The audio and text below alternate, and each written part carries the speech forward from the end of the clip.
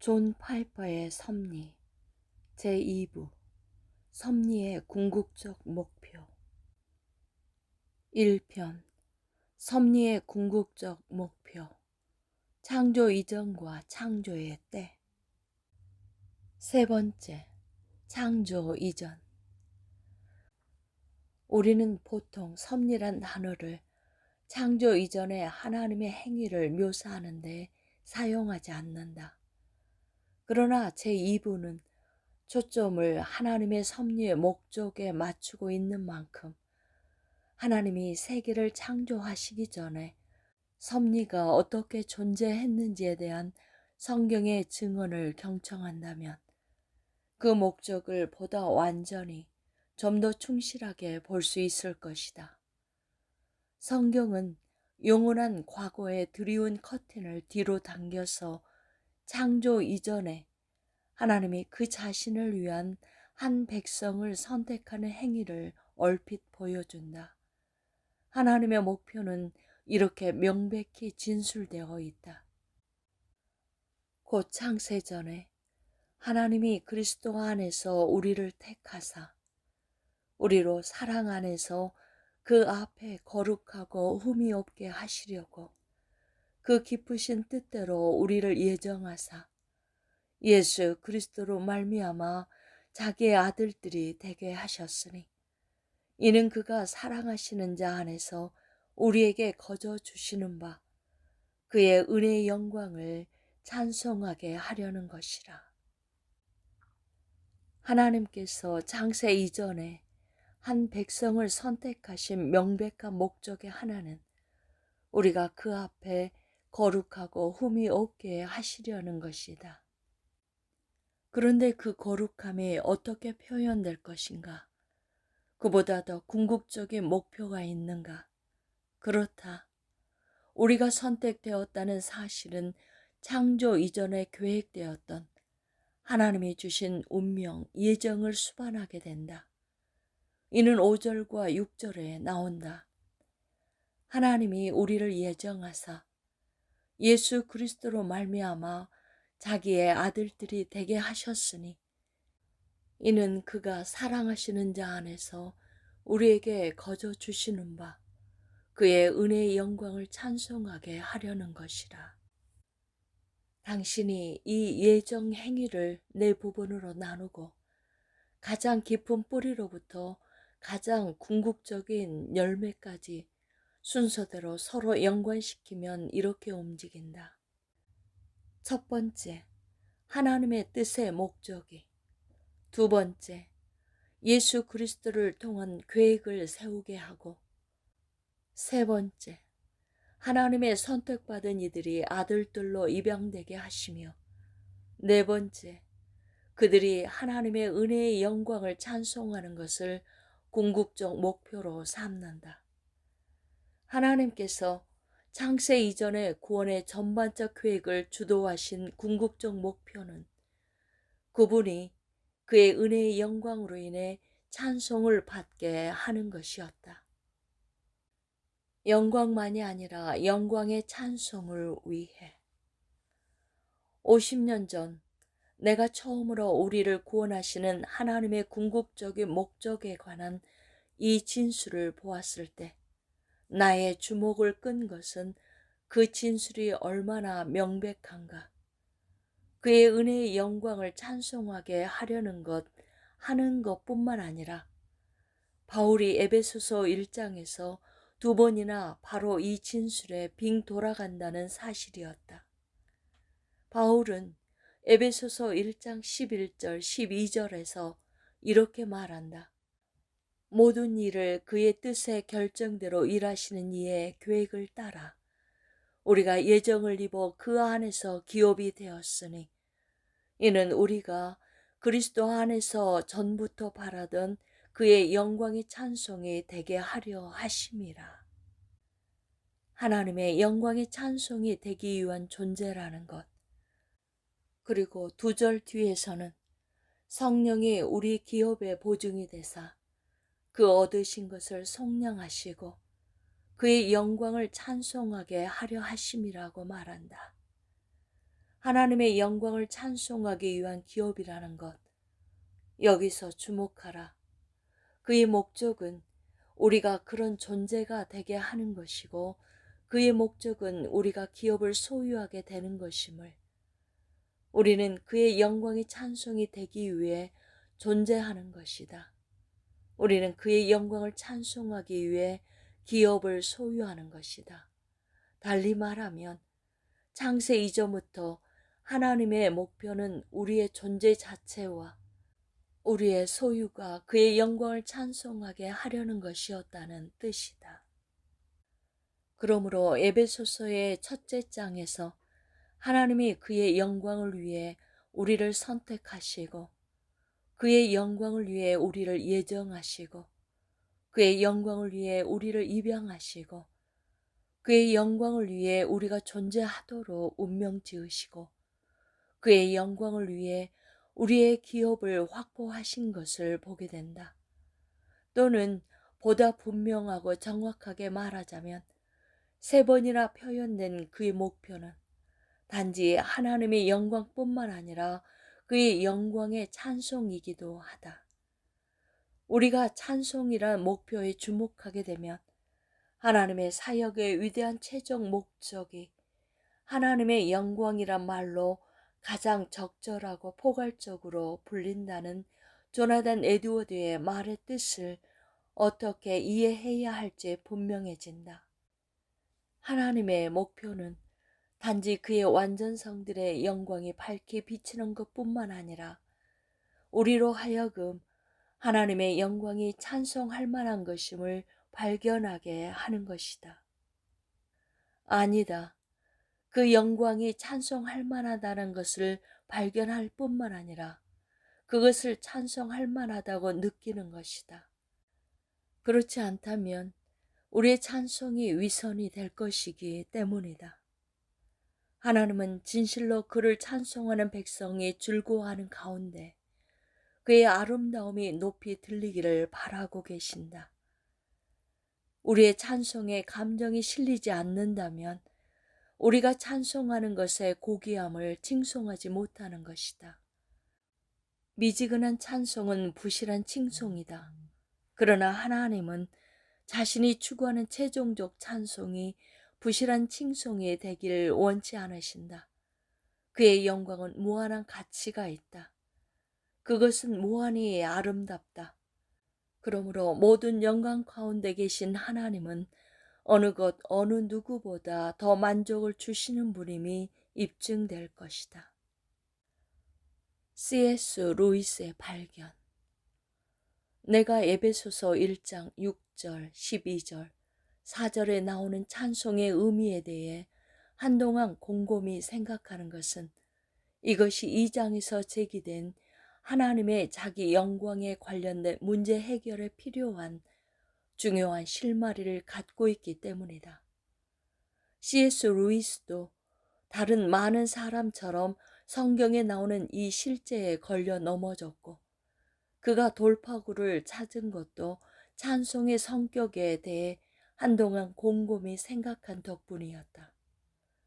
처음에는 루이스가 성경이 우리에게 하나님을 찬송하라고 명령하는 방식이 마치 칭찬을 원하는 허영심 강한 여인처럼 보였다고 불평했다.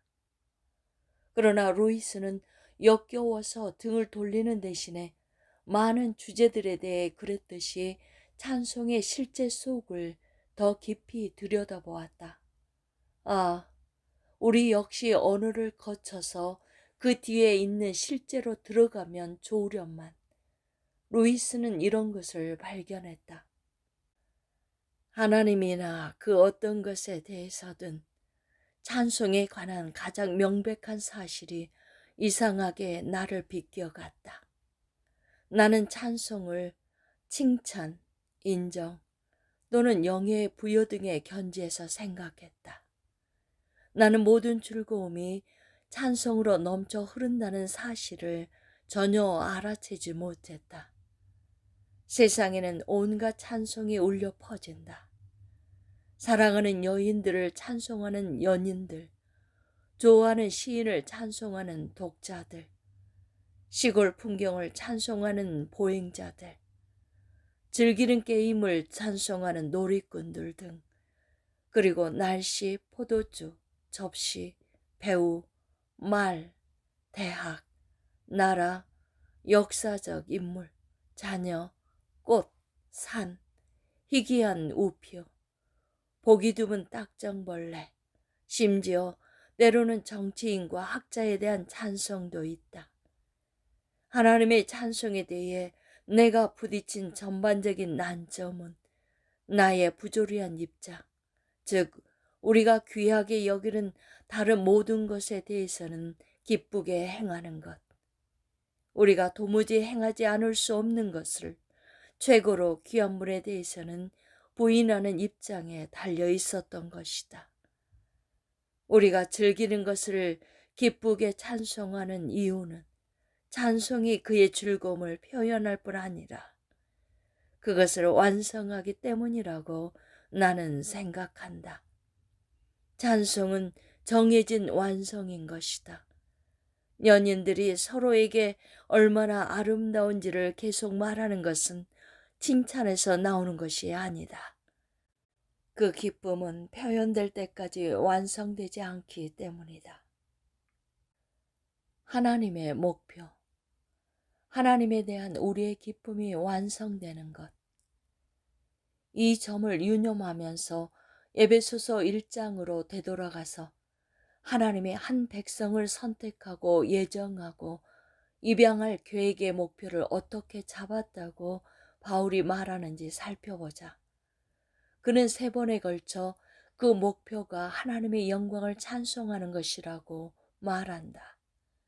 그리고 만일 루이스가 옳다면 하나님이 그의 영광에 대한 우리의 찬송을 추구하시는 것은 곧 그 영광에 대한 우리의 즐거움이 완성되기를 추구하는 것이라 할 수 있다.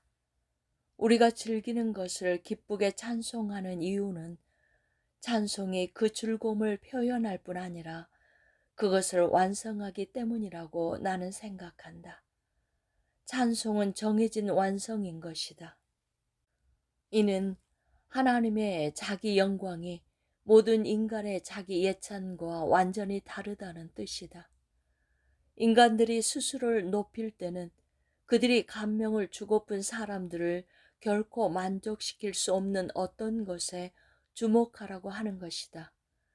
그 어떤 것이란 바로 그들 자신이다. 그 어떤 인간이라도 아무리 높이 들린다 할지라도 다른 인간을 완전히 만족시키는 보배가 될 수 없다. 또한 타인을 만족시키는 일이 자기가 높임을 받으려는 인간의 전형적인 동기가 아니다.